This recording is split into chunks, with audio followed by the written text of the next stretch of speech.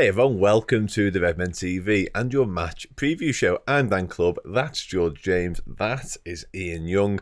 We're going to look ahead to saying goodbye to Jurgen Klopp and maybe a little bit of Liverpool against Wolves thrown into the mix as well. First off, how are we, gents? Are we okay? Good. Yeah. All good. Yeah, I'm sure we'll be Sunday 6 o'clock though. Yeah, it might be slightly different come that time, to be honest with you, mate. Yeah, tears in eyes, emotional wrecks is what I'm predicting. But yeah, let's talk in and around it then. Let's not mess around, lads. The actual football's a bit of a sideshow in all of this, isn't it? It's a bit of an irrelevance in many senses. We've just discussed Aston Villa, Liverpool, and the fact Liverpool are very much cemented in for place now. There's nothing really we can do about that. But I guess, despite it being all about Jurgen Klopp, George, I'll come to you first. It would be nice to win because we go out on a high. It adds to the atmosphere. It adds to the enjoyment of the whole occasion, really. Yeah, I think that, no matter what the result, obviously it's going to be very emotional. It's going to be a good crowd, but a win would definitely help, especially if you can go out and put like 4 or 5 past Wolves because they've also got nothing to play for at this point.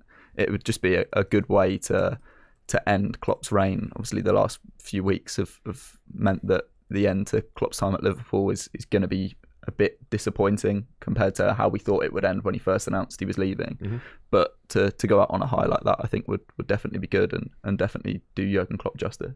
No, I agree, yeah. And again, I'll come to you on it, Ian, similar sort of question, really. Like, yeah, the recent weeks have taken the shine off all of this a little bit, but I think I certainly have made my peace with what's going on now. And for me, the focus has shifted really in the past fortnight, if you like, about being results are what they are and the performances kind of are what they are. I just want to give Jurgen Klopp the best possible goodbye ever now. Are you in the same boat? Yeah, of course.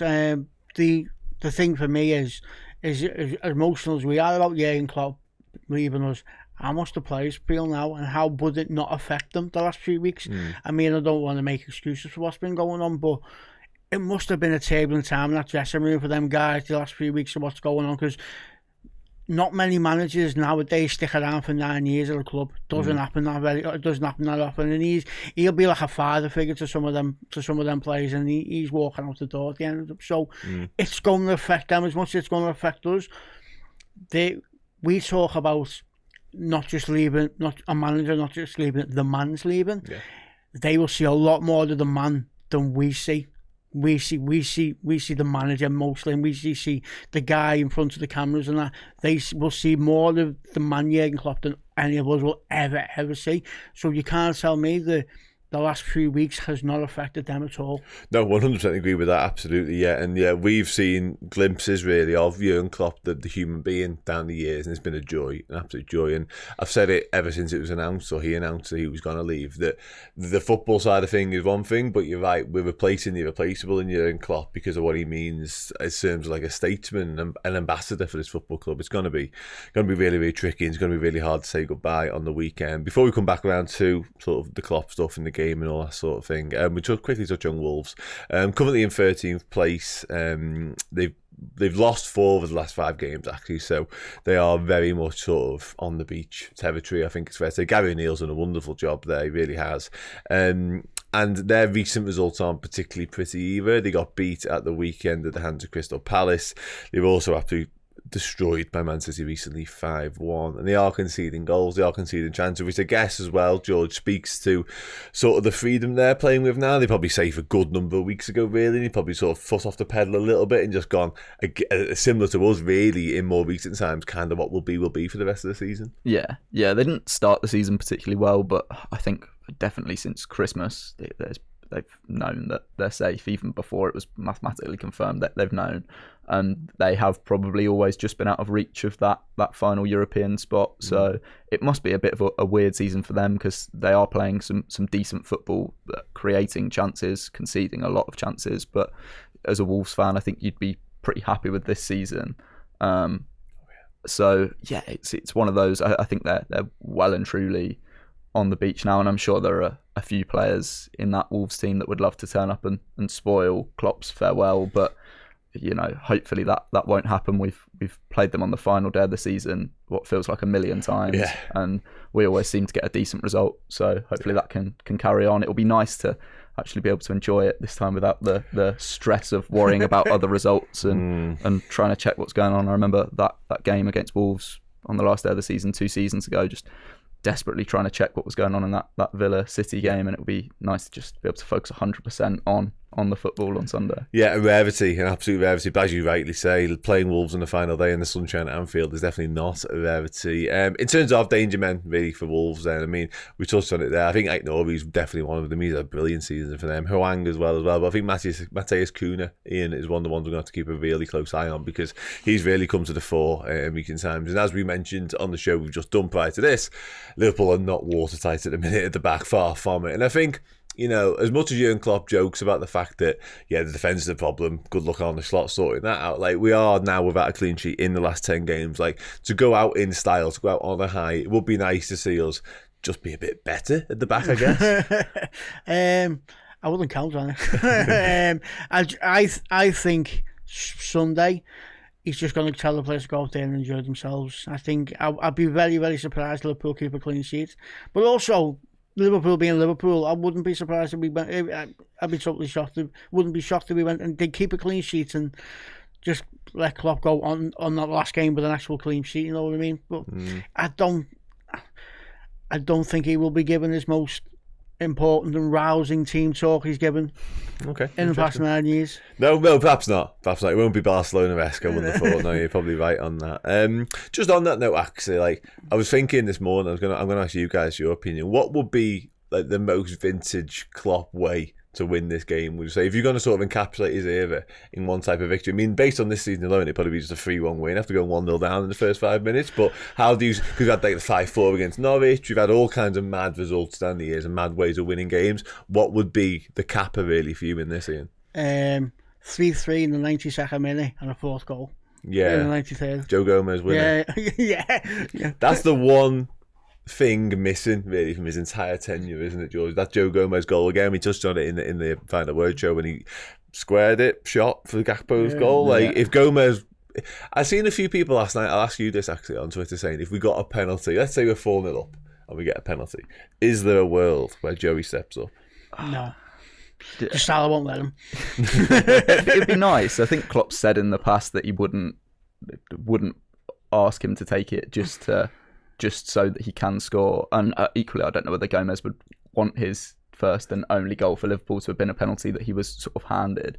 But, if we are 2 or 3-0 up and we do win a penalty, the players, if Gomez is on the pitch, you think might let him take it. It'd be a temptation, wouldn't it? Gomez is, I think, the only player who's at Liverpool now who wasn't signed by Klopp. He's there before, and I think that to go that whole Klopp tenure without scoring a single goal is I mean, impressive. Yeah, it's just a bit baffling. But he doesn't even, for a big lad, he doesn't even really go up for corners or anything like that. He's come close a lot of times this season. And I've always been determined to be there when he scores his first goal. I think if he does score at the weekend, that will be celebrated more than any goal this season. But it'd be nice to see him get it. Can you remember years ago they did a thing for FIFA and it was him, Trent. Oh, the free kicks. And he won, didn't he? The boss. Yeah, I think he did. They were worldies. It was Bobby Firmino, Trent, and him, and he beat the two of them. Yeah, I remember that. Give him a free kick. Yeah, you might be right. Yeah, I mean, ultimately, having watched him shoot, certainly in recent times, I'm not convinced he'd be whipping it in top ins. To be honest with you, fair, maybe he can't. Maybe just kind of it's a moving ball. Maybe it needs to be a free kick. Maybe, yeah, that could be it. Yeah, that could well be it. How do we see the game going then? Generally speaking, ultimately, what's it matter, I guess? But I think both teams are going to come out and just play football here. There's going to be a real freedom to it. Liverpool have played that in the past couple of weeks anyway, Ian, but do you just see it being very end-to-end, similar really, in a similar sort of vein, similar ilk to the Villa game? Just both teams going, what will be, will be. Let's just play some football. I think Liverpool score a few goals, maybe 3 or 4, and I think we'll concede 1. That's what I think. Like I said, the perfect way for a Klopp win would be a 4-3 on the 93rd minute, but I'm expecting it to be like a 3 or a 4-1, so I wasn't be really disappointed if it wasn't. Similar? Yeah, I think we'll probably go 1-0 down within the first 15 minutes. I think that's it sums us up so well this season, but I'd like to think that we'd be able to put sort of 3 or 4 past this Wolves team. It'd be lovely to keep a clean sheet, having not kept one for so long, but I think we'll probably are going to concede just based off form. But yeah, I think hopefully fairly comfortable, as poetic as a 4-3 win would be with the winner in sort of injury time. I think I'd probably prefer a nice simple 3-0 run of the mill in complete control for all 90 minutes, to be honest. I guess some teams off in a little while. Before I do, let's talk about sort of the bigger situation here. Jurgen Klopp, obviously the atmosphere, it's going to be emotional in there, Ian, isn't it? Like, I think we've all probably watched various bits of footage and content in and around Jurgen Klopp in recent times, ever since it was announced he'd be leaving, of course. But the one that I have tried to avoid at all costs is the day he left Dortmund, because I just can't come to terms with that happening in Liverpool. But I think it's going to be similar, isn't it? I've been in like denial. I've been like he was going to turn around and he was going to say, no, you know what, I'm going to see out them 2 years. I've been waiting for that announcement to come on. It's not coming, is it? And although I know people are seeing the results now and they're saying, oh, maybe it's the right time for him to go, I think the results we're getting now is because he's going. So if he was to turn around tomorrow and tell me he was staying for another 5 years, I'd be absolutely delighted. Wouldn't be saying we're doing cartwheels because my body won't allow it. But he's going to be missed, so missed. And Sunday is going to be, I know it sounds like we're like going really over the top with it, but it's going to be so hard. It's going to be really hard watching that. He's the type of manager that people who aren't even interested in football know who he is. My mum's got no interest in football at all, but she was saying this week it's going to be horrible when he goes. I don't think it's possible to sort of over-egg or overestimate how hard Sunday's going to be, to be honest with you.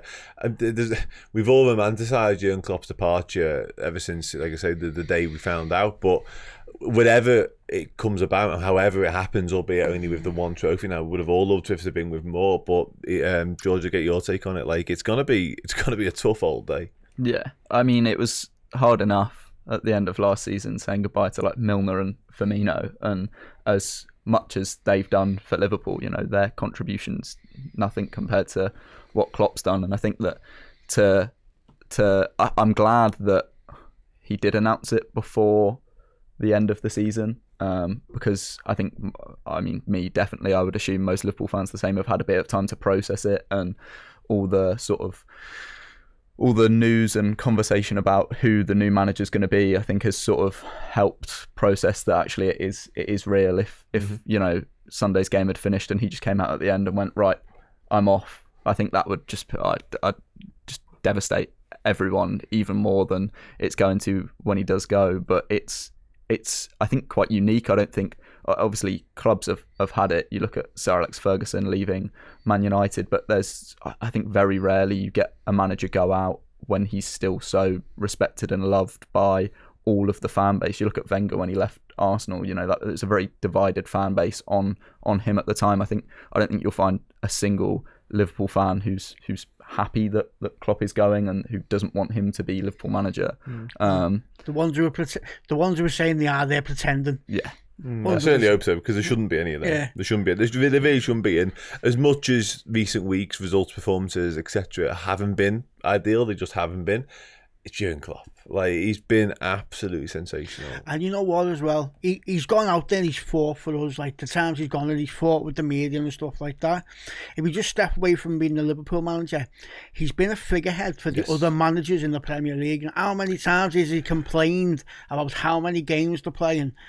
The turnaround for Hartwell kick-off. Now, I know Liverpool have had a lot, but I remember he was talking about he was like defending when Solskjaer was at United. They had the quick turnaround, and he was talking about why did Manchester United have such a turnaround? Yeah. When so many other managers have sat there and not said anything, let him take the criticism, because he stood there and he's been the figurehead of the Premier League. He's put his head above the parapet and said, listen, these things aren't good, these things need to change. And let's be honest, he took a lot of stick for it. Yeah, well, that's it. And the amount of times he's been sort of proven right, or you're right, he's been lamented and criticised for the things he said, and yet, I don't know, 2, 3, 4, 5, 6, whatever months down the line, other people have started saying it, and everyone comes around to his way of thinking. Then it's fascinating the amount of time that there's been sort of that revisionism in that time and time again. I think Pep Guardiola's been guilty of that recently. He started talking about 12:30 kickoffs and turnaround times. Everyone's gone, oh yeah, but we were saying this about 6 months ago with Jurgen Klopp. So you're right, absolutely spot on. He's been just so much more than a football manager for us. George, are we ready? No, not at all. And as much as I said that I've had time to process it, I think it's definitely not something I've ever experienced before. You know, a manager leaving like this when they are still like he's not being sacked because of poor performance. Like he is.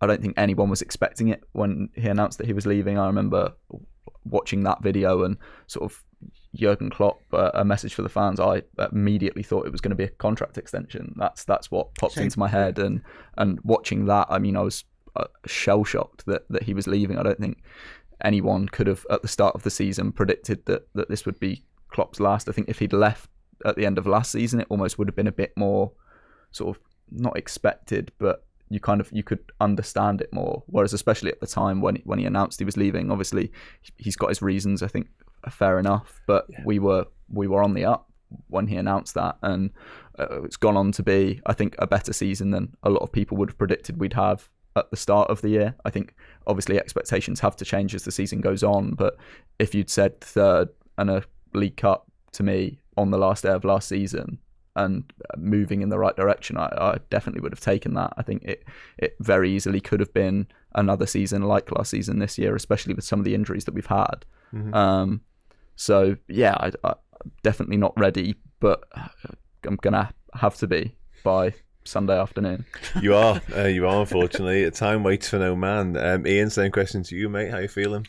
I'm devastated. Still absolutely devastated. There's a little bit of anticipation there, ready for the Arnie slot area when that comes in. But like I said, I'm still in denial. I'm still waiting for them at the final whistle on Sunday to go, I'm only messing.